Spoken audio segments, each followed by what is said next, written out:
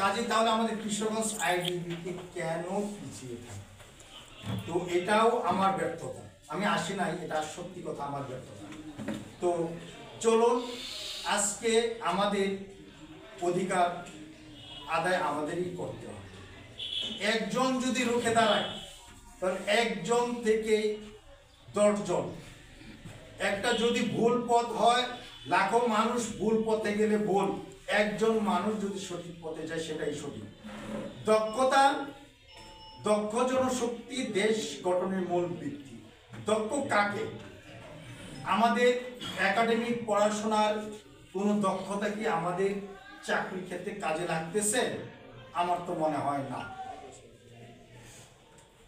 আমরা যে সেক্টরে আছি ওই সেক্টরে আমরা কাজ করে দক্ষ হচ্ছি। তো এখানে কেন আমাকে মূল্যায়ন করবে না? কেন 10ম গ্রেডের দিকে বিএসসি ইঞ্জিনিয়ারদের, এমএসসি ইঞ্জিনিয়ারদের নজর থাকবে? আমার তো মনে হয় এটা লজ্জা। আমি প্রাউড ফিল করি, আমি বিএসসি ইঞ্জিনিয়ার, এমএসসি ইঞ্জিনিয়ারের সাথে পরীক্ষা দিয়ে আমি আসছি, আমি যোগ্য না, যোগ্যতা অর্জন করছি, সেটা আমার ক্রেডিট। এই ক্রেডিটের মূল্যায়ন সরকারকে করতে হবে। আমরা উপরে যেতে পারবো, কিন্তু সরকার টাকা খরচ করে তাদেরকে ডিসক্রেডিট করবে, এটা আসলে মেনে নেওয়া যায় না। সরকারি অর্থের অপচয় ছাড়া কিছু না। আমি আপনাদেরকে অনুরোধ করব, এর জন্য আমাদের প্রথমে মনোবল বৃদ্ধি করতে হবে। আমি আমার জীবনে কিছু তিক্ত অভিজ্ঞতাও আছে। আমি অনেক জায়গায় গেছি, যারা আমাদের ভোট বলে যায় আমার বাবা কৃষক, এটা যদি আমি বলতে লজ্জা করি, সেক্ষেত্রে আমার মনুষ্যত্বের প্রশ্ন আছে।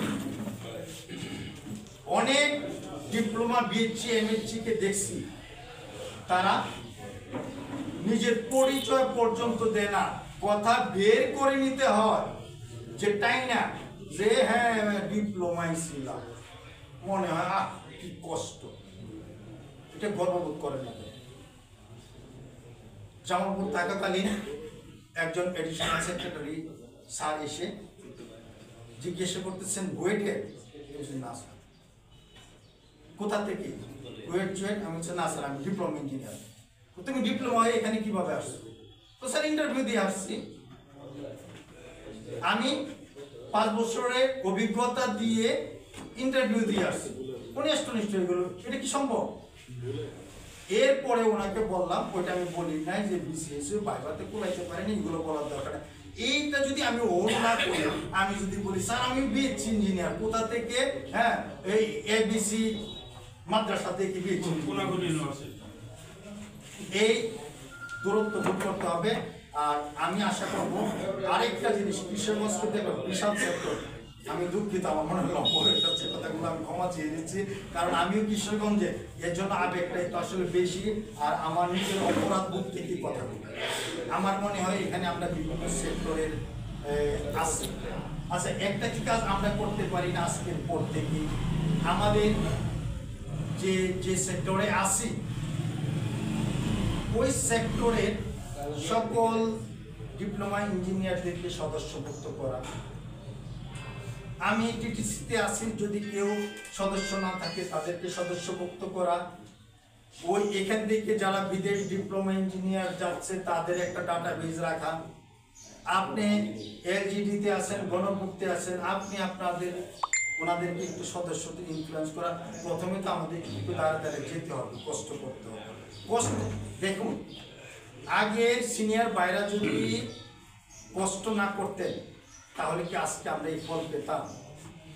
আজকে সেই প্রতিষ্ঠা কাল থেকে যদি শুরু করি, ওনাদেরকে সেলুট জানাই যারা প্রথম থেকে নেতৃত্ব দিয়ে আইডি গঠন করছেন।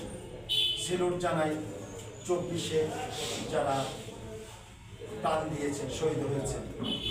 তো আমি কথা বাড়াবো না, এখানে আমাদের অত্যন্ত শ্রদ্ধাভাজন ব্যক্তিগত পরিচয়েও